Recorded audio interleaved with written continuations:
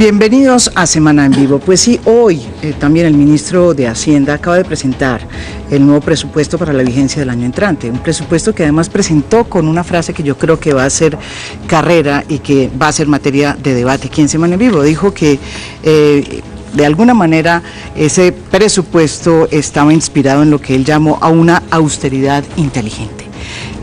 Además de si nos cuadran o no las cuentas, pues obviamente vamos a tocar este tema de la apretada del cinturón que se metió el ministro, o por lo menos en el presupuesto de esta vigencia para el 2016 y que planteó hoy y presentó hoy ante el Congreso.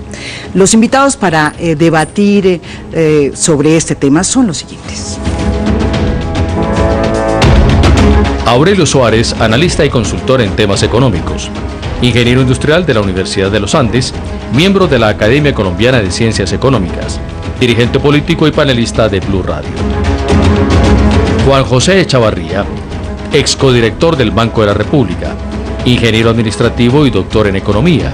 Ha sido viceministro de Comercio Exterior, director de FEDesarrollo y director de la Misión Cafetera. Juan Camilo Restrepo, exministro de Agricultura, abogado, doctor en Derecho Administrativo, ex senador y exministro de Hacienda y de Minas y Energía. Iván Duque, senador por el Centro Democrático, abogado, ha sido jefe de la División de Cultura, Creatividad y Solidaridad en el Banco Interamericano de Desarrollo y asesor del Ministerio de Hacienda y Crédito Público. Santiago Montenegro, director de Asofondos, magíster en Economía, ha sido presidente de la Asociación Nacional de Instituciones Financieras ANIF y director del Departamento Nacional de Planeación. Bueno, yo quería comenzar con ustedes por esa frase que hoy, con la que hoy ilustró el ministro de Hacienda la presentación del presupuesto para la vigencia del año entrante. Yo quería comenzar por Santiago Montenegro. ¿Qué significará la austeridad inteligente?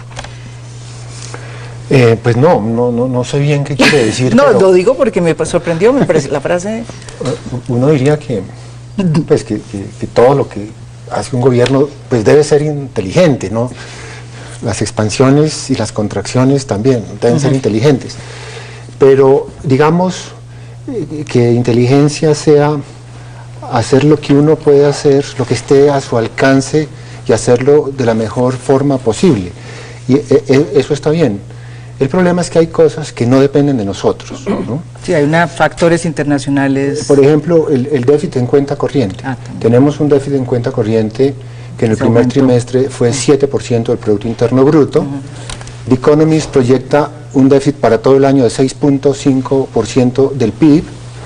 Eso quiere decir que Colombia va a necesitar unos 20.000 millones de dólares para financiar ese faltante. Y eso no depende de nosotros. Eso va a depender de los mercados financieros internacionales, del precio de las tasas de interés de Estados Unidos, ¿no? Entonces, eso es un poco la coyuntura. Un déficit tan grande no teníamos desde el año 99, bueno, la coyuntura que le tocó al doctor Juan Camilo Restrepo a finales de los 90. Aurelio, ¿usted qué opina de lo que está pasando hoy y además pues con todo lo que cada vez va anunciando el gobierno frente a lo que tenemos como realidad económica? Bueno, a ver, primero... Podemos comenzar por el presupuesto y por la frase austeridad inteligente. Sí, voy a irme por ahí, para seguirle la cuerda. No, me parece que la frase tiene su... Sí. Hay muchos chistes sobre el tema de la austeridad, ¿no?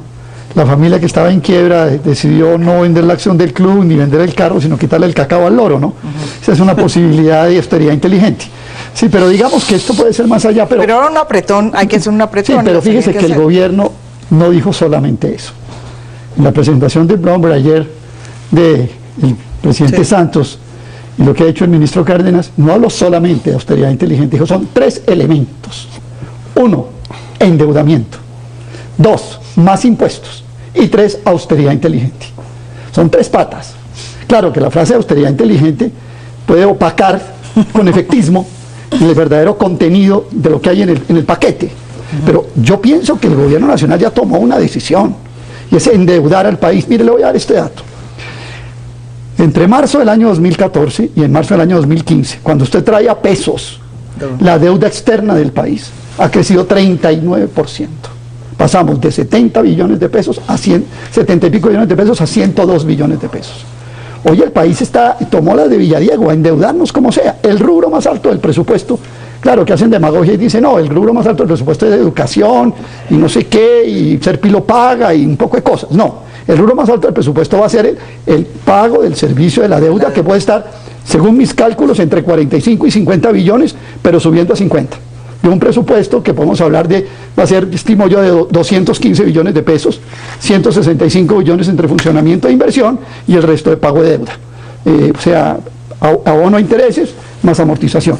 Entonces, a la austeridad inteligente le resulta un endeudamiento desinteligente y más impuestos. Que como si uno mira el recorrido de los impuestos en estos últimos meses, encuentra que el impuesto que viene sacando la cara son el IVA al consumo y los impuestos externos, porque la renta prácticamente va a ser la misma de recogida del año pasado. Entonces, al final de cuentas, y con esto termino, ¿cuál es? Una austeridad inteligente que puede ser como el cuento del cacao del loro. Segundo, un endeudamiento a tutiplén. Y tercero, unos impuestos que van a agravar fundamentalmente a la base social colombiana, porque los impuestos que van a crecer son los impuestos indirectos. Juan José Chavarría. Bueno, María Jimena, yo no sé qué quiso decir el ministro, pero lo que para mí sería una austeridad inteligente sería una austeridad con reformas para crecer en el futuro. Para sortear este nuevo escenario, digamos que no es crisis, sino un nuevo escenario. Exactamente, así. En los tiempos de bonanza nadie hace reformas porque estamos todos muy bien. Ese es el momento para hacerlos, pero políticamente yo creo que en este momento Colombia está en una posición media en América Latina. Yo creo que el resumen es ese. Colombia le está yendo mejor que América Latina, entonces uno saca por pecho. Los crecimientos, o sea, porque el resto está peor. El 3%. Sí. Porque el resto está peor. Sí, pero crecer al 3 es un desastre, con muchos problemas para Colombia. Yo creo que el reto para el gobierno es decir, bueno, estamos en una situación intermedia, vamos a hacer reformas. ¿En qué frente, sobre todo, diría yo? Yo creo que en el frente de impuestos, y ahí pues vamos a tener una discusión sobre cómo es la estructura que necesitamos. Sí. Pero cuando uno mira todo el tema de comercio exterior colombiano, por ejemplo, la estructura arancelaria, toda la protección, es un desastre. Eso hay que, claro. Y yo creo que el gobierno tiene que empeñarse en esas reformas de mediano plazo, y para mí eso sería un ajuste inteligente. Bueno, ese es el tema de los impuestos, que eso es un tema que, impuestos y aranceles. Vamos ahorita a meternos en ese tema. Doctor Juan Camilo Restrepo. Bueno, primero un comentario sobre la frase de la austeridad inteligente. Se me hace que es una frase ingeniosa. Creo que el mensaje que quieren dar es debe haber más inversión privada, menos inversión pública. Y debe haber más rendimiento y más productividad a la inversión pública, es decir, sacarle más a lo poco que tenemos. Pero uno se pregunta, ¿pero no es en eso en lo que veníamos? ¿Qué de nuevo tiene este presupuesto que realmente abra la época de una austeridad inteligente? ¿Acaso no se estaba afanosamente buscando inversión privada? Sin mucho éxito, pero inversión privada. ¿Y acaso no se estaba también ya con programas de austeridad y de medir el gasto público en sus finanzas? Parece que esta frase revela un poco una psicología gubernamental del manejo de las cifras fiscales, que es realmente no contar la crudeza de la realidad como debe contarse. Entonces se dice, hoy oí al director de planeación en unas declaraciones radiales, no, eso no es la austeridad inteligente, es que ahora sí, y antes no, le vamos a sacar mucho más rendimiento a las inversiones que estamos haciendo. En vez de contar, decir, sí, la situación está grave, tuvimos que reducir el programa de inversiones, nos faltan impuestos, y más aún, pero eso lo podemos dejar ahora para más adelante.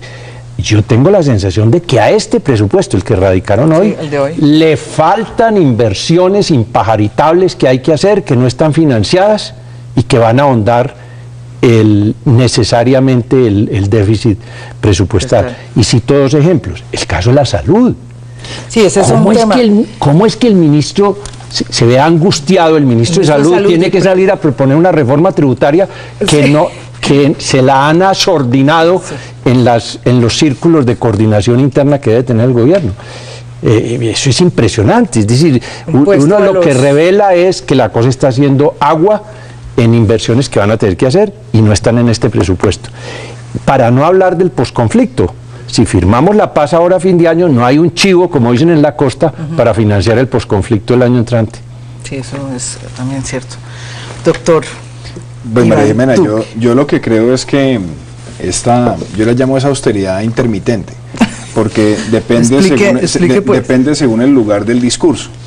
El gobierno en unas cosas habla de austeridad y por otro lado tiene unas políticas de gasto que no son claras. Por ejemplo, el tema de las vigencias futuras, uno de los temas que el gobierno ha argumentado que será importante en los próximos años van a ser una serie de inversiones en materia de infraestructura.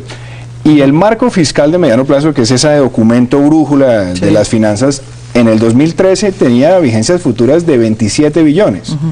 2014, 62, 2015 vamos en 89, hasta el 2042. Entonces estamos financiando una serie de gastos que se anuncian todos los días en billones y billones y billones, que no sabemos con qué supuestos fiscales han sido elaborados. Inclusive algo más dramático, el marco fiscal del año pasado nos decía que el déficit fiscal del Gobierno Nacional Central entre 2014 y 2015 iba a crecer el 5%. Aquí aparece ya con el 30%, y si lo compara con el 2016 es del 64%. Entonces yo creo que el gobierno ahí no le está contando, como dice el doctor Juan Camilo, toda la verdad al país, pero algo todavía más grave, pretender que sea el sector privado quien en este ejercicio de famosa austeridad inteligente sea quien lleve la carga contracíclica, cuando la industria está cayendo, cuando tiene asfixia tributaria, cuando ha caído la confianza del sector industrial y cae la confianza del consumidor, eso es ilusorio, es no jugarle al país con claridad, y creo que le hace mucho daño tener miembros del gabinete manejando esta situación fiscal, armando sus campañas presidenciales. ¿Usted se refiere al ministro Me refiero Cárdenas? al ministro Cárdenas. Bueno, esa es harina de otro costal, pero de eso también vamos a hablar aquí en Semana en Vivo. No se vayan, estamos aquí en una pausa y ya volvemos aquí a hablar sobre el tema económico que está candente. Bueno, volvemos aquí a este tema tan complicado y tan difícil que es la situación económica. Las alarmas están prendidas, hay decisión del gobierno con este presupuesto de apretarse el cinturón, de acuerdo a lo que dice la regla fiscal, pero la pregunta, porque ya quedó planteada, es, bueno, necesitamos una cantidad de plata que no la tenemos, ¿de dónde la vamos a sacar? ¿Sí? Hay dos formas o tres, o sea, ¿de dónde la vamos a sacar? ¿De impuestos? Pues ¿endeudándonos? Mire, yo pienso lo siguiente. ¿Cómo va a ser ese merequetengue? Santiago Montenegro decía una cosa muy interesante, sí. Decía, mire, el déficit de cuenta corriente está llegando al 7% del PIB. Y puede pasar cuando usted tiene un déficit de cuenta corriente, normalmente usted lo financia idealmente a través de inversión extranjera directa. La inversión extranjera directa ha caído 17% este año. Entonces usted dice, bueno, la inversión extranjera de portafolio ha caído 76% este año. Entonces, ¿qué otra opción queda? El endeudamiento.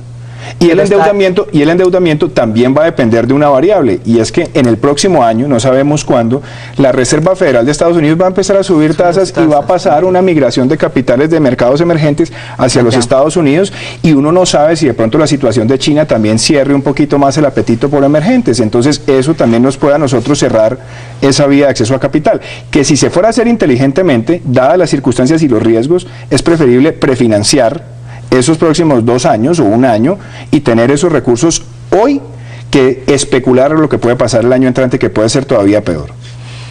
¿Impuestos? Bueno, el tema impositivo, el gobierno lo ha planteado, pero mire el problema también. El gobierno ya dijo ayer, no vamos a subirle un peso más el impuesto a las empresas. Claro, ya no dan más, pero tampoco los va a bajar. Entonces, ¿qué le queda? Jugar con el IVA. Un punto de IVA son 2 billones de pesos. Y el gobierno necesita más probablemente de 6. Entonces presentaría una reforma. Y mire una cosa que yo también quisiera plantear en la mesa. En ese sentido, después de elecciones, me imagino. Yo también quisiera plantear una cosa aquí en la mesa, y es que el gobierno, cuando presentó la reforma tributaria, le dijo al país que en el 2018 iban a expirar 2 impuestos. Sí. El impuesto al patrimonio y el 4 por mil. Con el tren de inflexibilidad de gasto que hay en materia de inversión y en materia de funcionamiento, va a ser muy difícil que esos impuestos se vayan a desinflar como dice el gobierno que lo va a hacer. Santiago. Sí, estamos en una encrucijada, porque como dice el senador Duque, la última reforma tributaria ya subió demasiado los impuestos a las empresas. En el 2018 van a quedar con un 45% de impuesto a la renta, ¿no? Y hay otra reforma que es la reforma de las fundaciones, ¿no? Que a las sociedades fundaciones sin ánimo de lucro. No hay que hacer las cuentas de la lechera con eso. Eso es lo que se espera que venga. Entonces, la próxima reforma tributaria ya no se va a poder incrementar más el impuesto a las empresas. Es que en Chile está en 27%, en Perú va para 25%. O sea, eso es insostenible, ¿no? Y el gobierno al mismo tiempo está diciendo que va a aumentar el déficit fiscal, ¿no? Entonces, ¿de dónde va a salir la plata? Yo francamente creo que una reforma tributaria pasa por una reforma a la informalidad. Así es. El problema de fondo de muchas cosas en el país es la informalidad.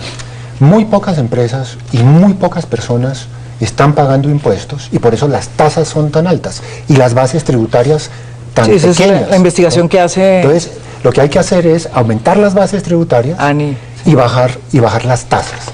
Pasa por eso, toma tiempo. El problema es el corto plazo y el problema es ese, el grave, que una reforma, cualquiera que se haga, se demora 2-3 años en entrar en operación. Es como la pasada va a entrar en plena operación en el 2018. En 2018. El problema es que en el corto plazo, ese déficit en cuenta corriente lo tengamos que ajustar a las malas. Eso es lo que a mí me asusta. Tenemos que ajustarlo a las buenas. ¿Eso qué implica?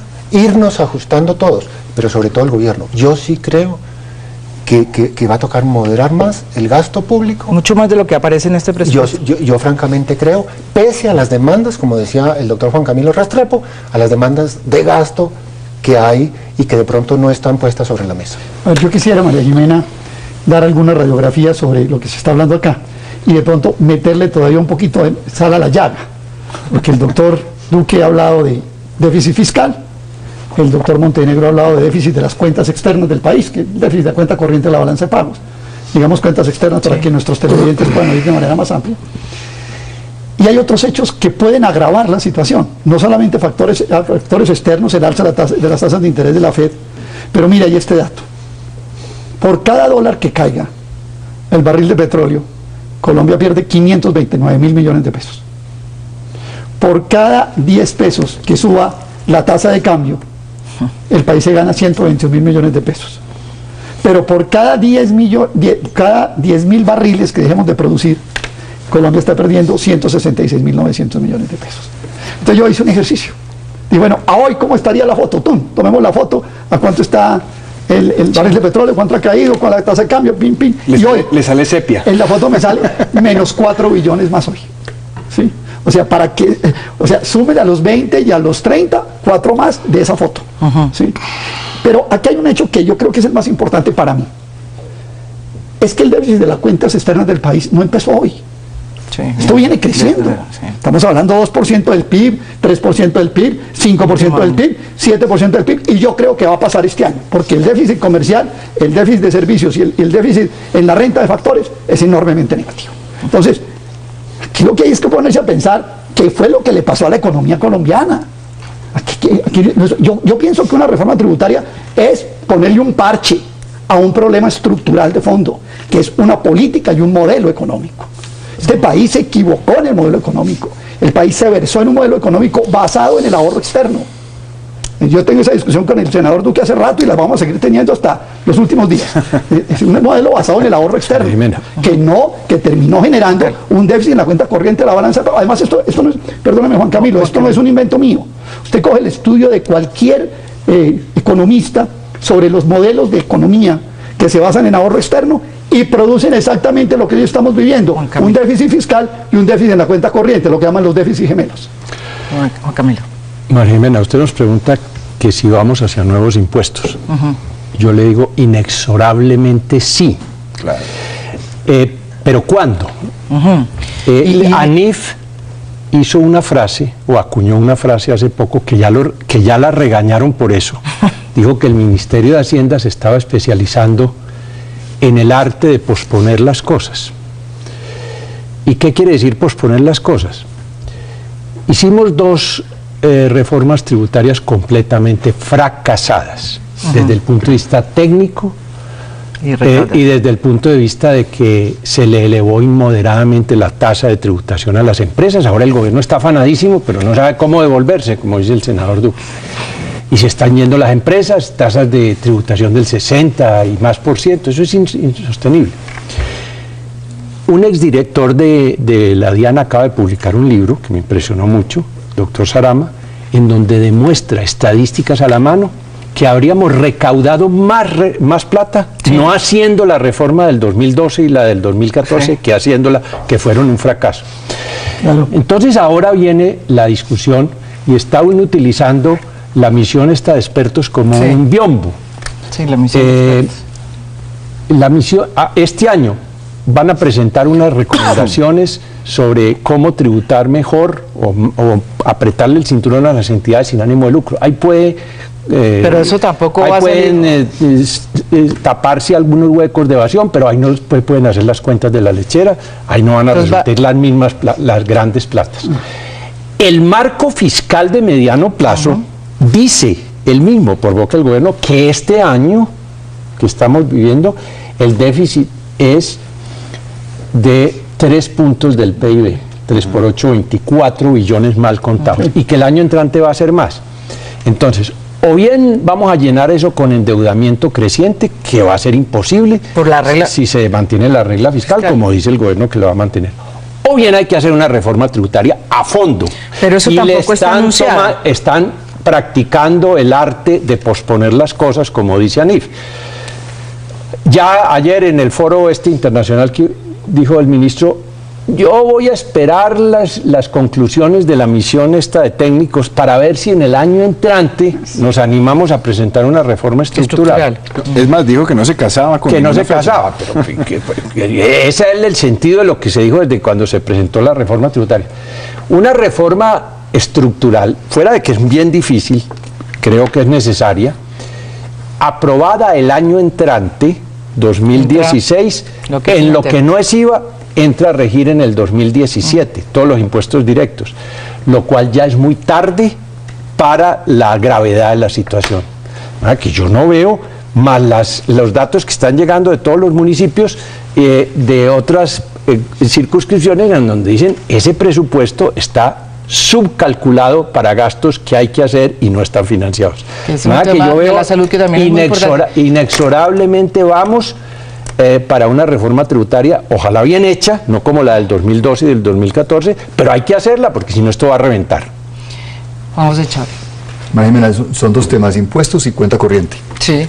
Sobre impuestos, yo creo que ahora hay la excusa para hacer la reforma que se necesita. La que siempre han dicho que van a hacer y no hacen. Es que yo sí no quisiera que el tema impositivo sea simplemente porque hay un hueco fiscal. Yo creo, hay unos estudios, hay un estudio de Santiago Pardo que es, me imagino que con el doctor Salama, que es aterrador, que muestra que la carga que tienen las empresas, las ineficiencias y lo difícil que es invertir por el tema impositivo es aterrador. Entonces, esa reforma tributaria hay que hacerla para hacer más amigable al país invertir. Y me temo que tienen que entrar en temas de impuesto a gasolina y a temas de impuesto al consumo y al IVA, sobre todo el tema de exenciones. Está plagado de exenciones que hay que cerrar, que eso se llama ampliar las bases, dice Santiago. Ampliar las bases del IVA, sí. Entonces, ese es un tema. ¿Esta es una reforma que ustedes creen que es inevitable? Yo creo que todo el mundo ha dicho desde hace mucho tiempo que es inevitable y creo que hay una excusa para hacerla. Bueno, yo digo que no. Todo el mundo, menos el doctor. No, solo una cosita, un datico. Es que las con esas tasas tan altas, el recaudo del gobierno como porcentaje del PIB solo es el 14%. Exacto. Porque además, este país tiene que aumentar impuestos. Porque este país tiene muy pocos impuestos como porcentaje del PIB. Eso en cuanto a impuestos. En cuanto a cuenta corriente, yo voy a ser un poco más optimista que el resto de la mesa. Yo sí creo que esta devaluación que ha tenido lugar, bienvenida, va a ayudar a cerrar bastante la cuenta corriente. Sí. Yo he visto los pronósticos, de muchas entidades y sigue siendo el déficit de cuenta corriente más alto de América Latina. Sigue siendo alto en el entrante, pero no es que vaya a continuar creciendo. Y un punto final, no es solo tasa de cambio. El gasto público tiene que ver, lo que usted decía, las cuentas de cuentas gemelas. El gasto público tiene que ver con la cuenta corriente, de manera que cualquier recorte inteligente en gasto público ayudaría también en el tema de la Ahora, yo quisiera decir una cosa, María Jimena, que además es preocupante. El presupuesto que el gobierno radicó en el 2013 era un presupuesto de 199 billones de pesos. Después, en diciembre, vino una partida adicional de 4, lo dejó en 203. El que radica el año pasado es de 217. Sí. Subimos 17 billones de pesos de una vigencia a otra. Ahora bajamos. Entonces, y mire lo grave. No. Y además el doctor Juan Camilo Restrepo también se ha referido a esto. Uno de los grandes problemas que tiene nuestra Constitución, que es el artículo 347, le permite al gobierno presentar un presupuesto desfinanciado y entregar en el transcurso del debate la ley de financiamiento. ¿Qué pasó el año pasado? Las comisiones conjuntas presupuestales, yo denuncié eso, aprobaron el monto del presupuesto sin haber conocido cuáles iban a ser las fuentes de ingreso. Gravísimo. Otra cosa preocupante, uno entra a ver lo que dice el doctor Juan José en cuanto a los efectos de la devaluación en los sectores de la economía. En diciembre se nos dijo, mire, el primer semestre vamos a estar mejorando las exportaciones industriales, cayeron las exportaciones industriales 19%. Ese es uno de los temas que yo quisiera tocar. Y cierro con este otro tema. ¿Qué le preocupa a uno adicional? La caída de la confianza del consumidor, que es un indicador tan importante sobre el desempeño de la economía, ha tenido las caídas más bajas de los últimos 10 años. Creo que esas son 3 señales de alerta que muestran las dificultades de recuperación que tenemos. Volvemos después de esta pausa, le voy a dar la palabra a usted, doctora Aurelio. Sí, pero vamos a tocar el tema del empleo y las exportaciones, que yo creo que también es un tema muy importante. Ya volvemos y no se vayan, estamos aquí en Semana Vivo. Bueno, volvemos aquí en Semana Vivo y mis preguntas, unas inquietudes, porque la gente también tiene que entender ustedes son economistas, yo no. Pero vamos bien, ¿no? Pero no, van bien, están domables. No, a lo que voy yo son 2 temas que quisiera llevar a la discusión. Primero, ¿afecta o no esto al empleo? Pero antes del empleo, el tema de las exportaciones, porque una de las cosas que dijeron, bueno, está muy bien, se cayó el precio del petróleo, los commodities también, el precio de los commodities, eso va a favorecer las exportaciones colombianas. Colombia era un país que exportaba, manufacturas, en fin, no sé qué, cuando iba a Venezuela y vendían todo. ¿Qué pasó con las exportaciones? Como ustedes lo han dicho, han bajado en lugar de haber subido. ¿Qué está pasando con las exportaciones? ¿Usted María Jimena, pero usted me tenía un turno. Usted tenía el turno, qué pena. A ver, primero que todo voy a explicar por qué fui el único de la mesa que dije que no estaba de acuerdo con la reforma tributaria. Sí. Y no solamente no estoy de acuerdo con la reforma tributaria, sino incluso tampoco. Todos hemos dicho que estamos en desacuerdo. Tampoco con la que quieren proponer de IVA. Se voy a explicar por qué. Mire, ¿cuál es un diagnóstico muy rápido? El problema se ha causado en las cuentas externas del país. Se manifiesta en el frente fiscal y se paga en el frente monetario. ¿Qué quiere decir? Quiere decir que lo que nos genera el problema es el problema de las cuentas externas del país. Colombia, voy a decirlo de alguna manera, produce menos dólares de los que necesita para poderse relacionar con las demás economías. Y ese es un problema que viene estructural en el país. Entonces, si usted quiere empezar a resolver el problema, tiene que empezar a resolverlo donde se causa, no donde se manifiesta. ¿Dónde se manifiesta? En el frente fiscal. ¿Y dónde se resuelve? Fiscal es esto que estamos discutiendo, el presupuesto. Origen y aplicación de los fondos estatales. ¿Y dónde se resuelve el problema? En el frente monetario. ¿Cómo se resuelve el frente monetario? ¿Quién paga la crisis? Entonces ahí me meto un poquito en el tema que usted quiere que toquemos, el del empleo y de las exportaciones. Entonces, ¿quién paga la crisis? La crisis la paga el doctor Luis Carlos Sarmiento Angulo, al cual se le crea una tasa marginal, por ejemplo, o a esos 281 colombianos que tienen ingresos de 12.600 millones de pesos al año, como lo explica el estudio de Londoño y Alvarado para la base de datos de Piketty. O simplemente cogemos al obrero y le decimos, súbale el IVA a la nevera. Esa es la decisión que el país tiene que tomar. Yo creo que cualquier reforma tributaria que no toque aspectos estructurales del país es una reforma tributaria que será un parche, y hoy vamos a decir, sí, hay que hacerla, y dentro de 3 años nos veremos aquí, pues ojalá que estemos vivos todos, nos veremos aquí, otra reforma tributaria hay que hacer, porque el problema es estructural, el problema no es poner un parche. Segundo punto, entonces, si usted va a generar, va a estar a buscar la base de abajo para resolver el problema, va a generar problemas de desempleo, de dinámica económica, etcétera, etcétera. Pero por otro lado, el tema de las exportaciones, una cosa muy sencilla. En el año 1994, las exportaciones de mineroenergéticas en Colombia eran más o menos del 30%. Hoy son el 70%, mineroenergética, o eran el 70%. Las exportaciones agrícolas eran el 10% y creo que van en el 5%. Y las industriales eran el 40% y ahora van en el 20%. Es más o menos, la cuenta larga, es una con otra. O sea, ¿qué pasó? Hubo una enfermedad holandesa que esterilizó el aparato productivo y le pasa exactamente a aquel ser vivo que queda esterilizado y después dice, no, ¿sabe que con la tasa de cambio a producir hijos? Pues no, estoy estéril. Eso fue lo que pasó. Eso sí lo entendió todo el mundo. Sí, se salió bien de la economía, Aurelio. Se trataba de que nos entendieran los 2 millones de la economía de la genética. María Jimena, ayer me llamó el doctor Javier Díaz de Analdex para proponerme que en la asamblea, yo lo iba a invitar a este debate. Que en la asamblea dentro de 1 mes y medio de Analdex, ese es el tema de mi ponencia. Se llama la crisis de las exportaciones industriales en Colombia. Y es que no sabemos qué está pasando. Y hay la hipótesis del doctor Aurelio que es que puede ser, y es que ya todos estamos estériles. Una. O que la tasa de cambio apenas está operar o que los mercados están estancados. Es que cuando uno le pregunta a los industriales qué está pasando, yo lo he hecho en estos días, me dicen... Afectados por el tema internacional. Claro, me dicen, mire, Ecuador se cerró por las salvaguardias, Venezuela se murió porque se acabó, pero a Estados Unidos y a otros países estamos creciendo. Están reactivando. Entonces, es muy importante que tengamos un buen diagnóstico, porque si todos estamos estériles, apague y vámonos. No hay nada que hacer ni con la tasa de cambio ni con nada. Yo soy menos pesimista, pero no sabemos. Ese es el estudio que vamos a hacer para la asamblea. Yo quisiera decir una cosa ahí frente a esto. Es que, por ejemplo, es muy simpático cuando le dice a uno el ministro de Hacienda, no, es que la devaluación nos va a ayudar. Pero es que resulta que todos nuestros competidores regionales devaluaron.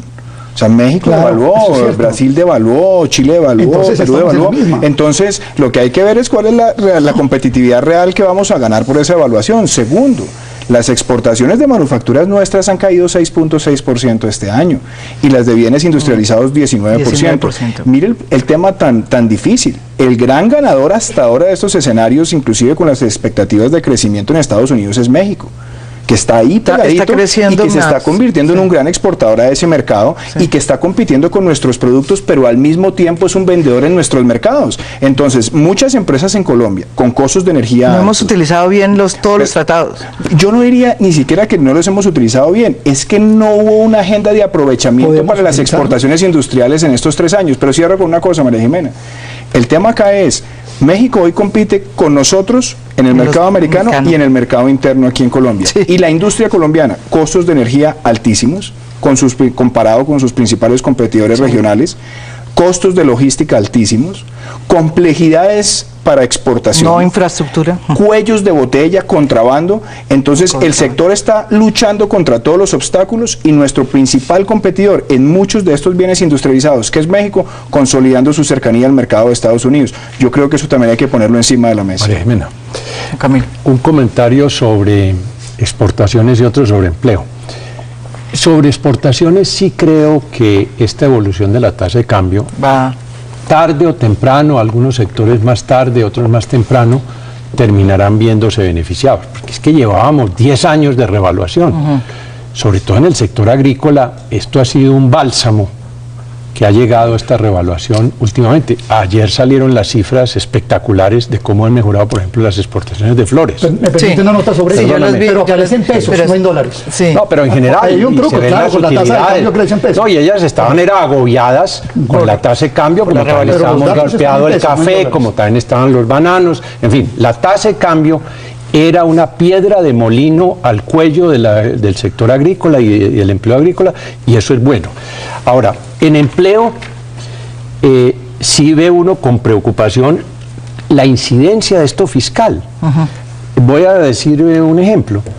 La reforma tributaria del 2012 se hizo sobre la base de que se bajaban los parafiscales para estimular empleo, y se subía la tributación directa para compensar y se decía que era neutra. Bueno, pues 2 años después se borró con el codo lo que se había escrito con la mano.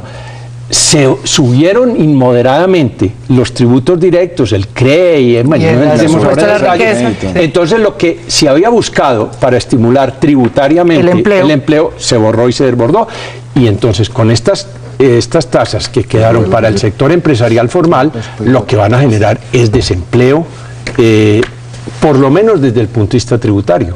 Así está sucediendo en el petróleo y así está sucediendo en buena parte de la industria. Ahí no se está generando ningún empleo y el desánimo tributario está atizando ese factor de no crecimiento del empleo.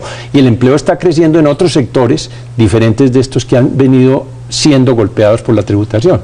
De manera que esos son los dos comentarios que quería Santiago. decir. No, yo también creo que la tasa de cambio va a ayudar.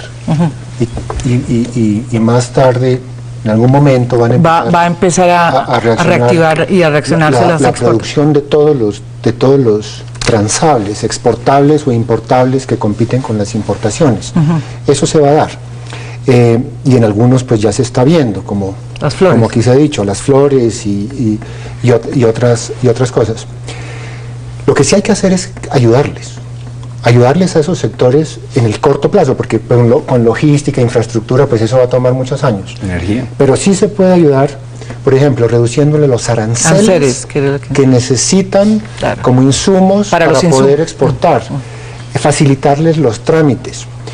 En el tema de la energía, yo diría, hay que tener cuidado. Yo creo que se puede hacer algo, pero también tener cuidado. Los costos de la energía en dólares han caído y actuar con moderación, porque no nos podemos tirar el mercado eléctrico colombiano, que ha sido una de las cosas más exitosas de la política económica que ha tenido Colombia. Y un temita sobre el empleo, y en esto tengo alguna discrepancia. La reducción de los parafiscales sí ha dado un efecto positivo sobre el empleo. Que no ha sido neutralizada, como dice Juan Camilo, por el aumento de... Sí, pero en sí mismo ese factor, en el margen, se ha creado más empleo formal que informal. Y eso sí lo muestran claramente las cifras después del 2012. Lo que pasa es que con esta contracción que va a haber, pues se van a perder empleos.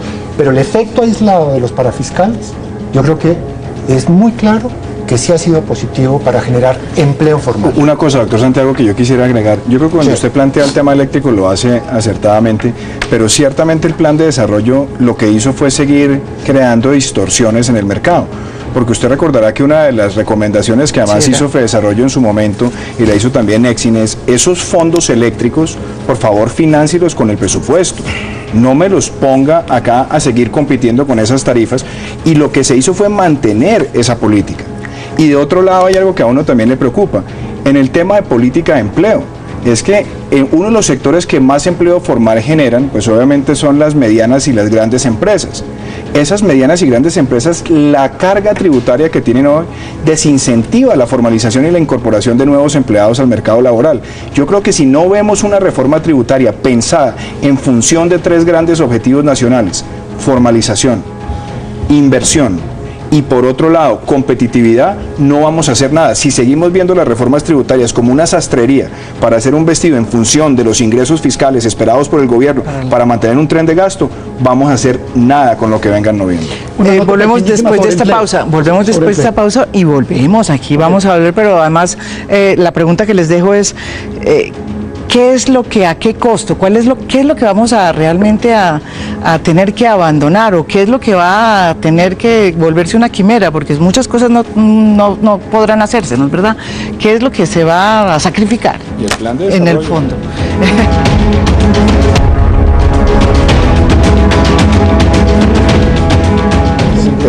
Volvemos aquí a Semana en Vivo, y como ya este es el último segmento del programa, yo sí quisiera la pregunta que es la que dio inicio al programa, y es, bueno, ¿qué va a pasar entonces con el plan de desarrollo? O sea, ¿qué es lo que se va a perder? ¿Se va a poder hacer el plan de desarrollo? ¿Las cuentas funcionan? ¿No? Mire, María Jimena, Juan Camilo. La Constitución dice, no una, sino varias veces, que es obligación coordinar el plan de desarrollo con el presupuesto. Hace menos de un mes se sancionó el plan de desarrollo con unas cifras fabulosas de inversión, fabulosas de inversión.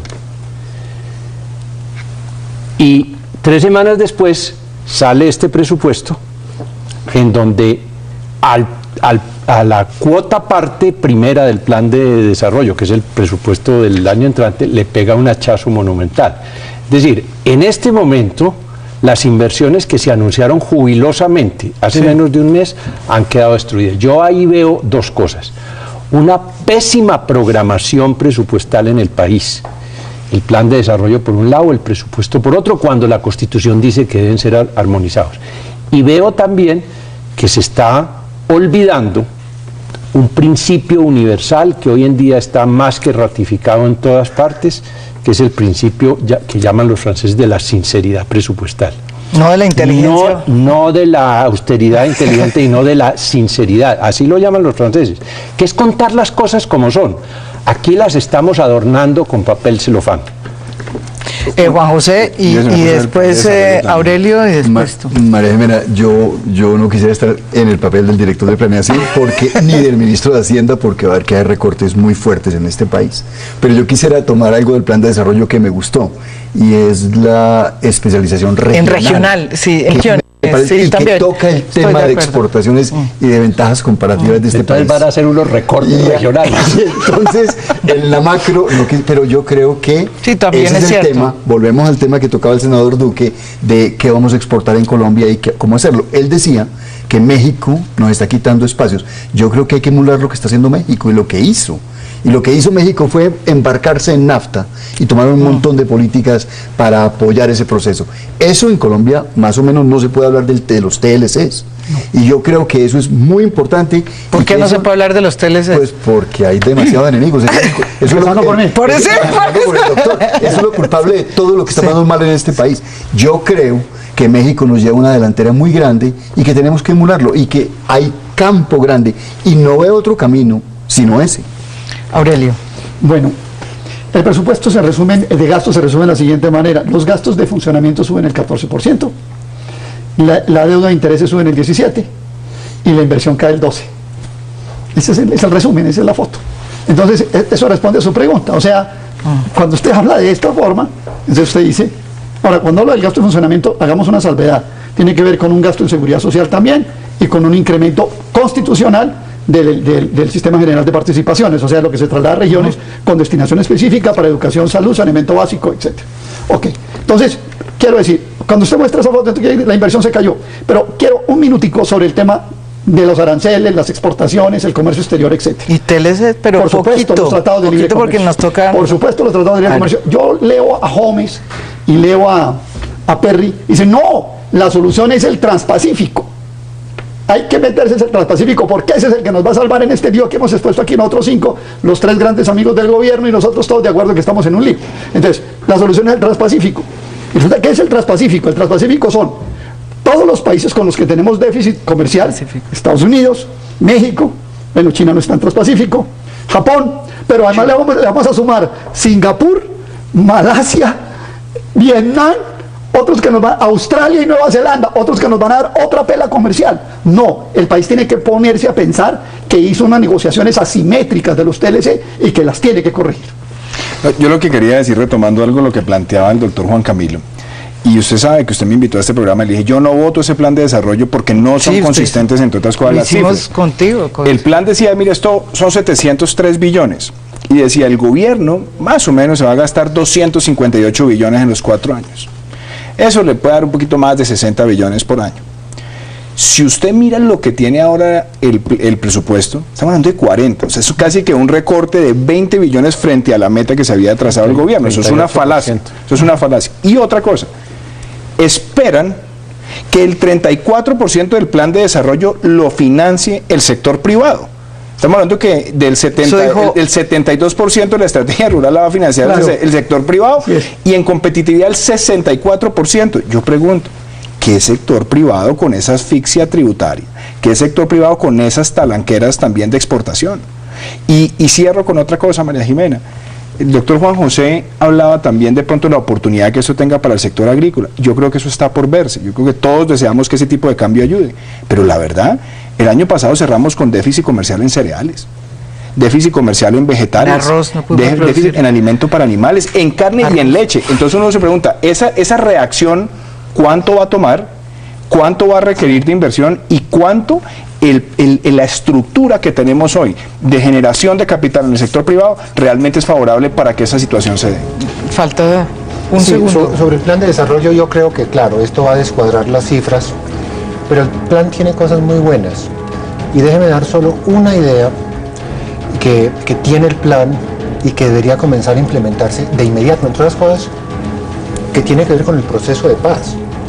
Porque parte del conflicto en Colombia es la informalidad que hay en el sector rural. Y el plan de desarrollo tiene una idea muy buena que son los catastros multipropósitos y el registro predial. En eso estamos absolutamente atrasados. El Perú comenzó hace 30 años, cuando Hernando de Soto lanzó todo este programa de titularización, estas cosas.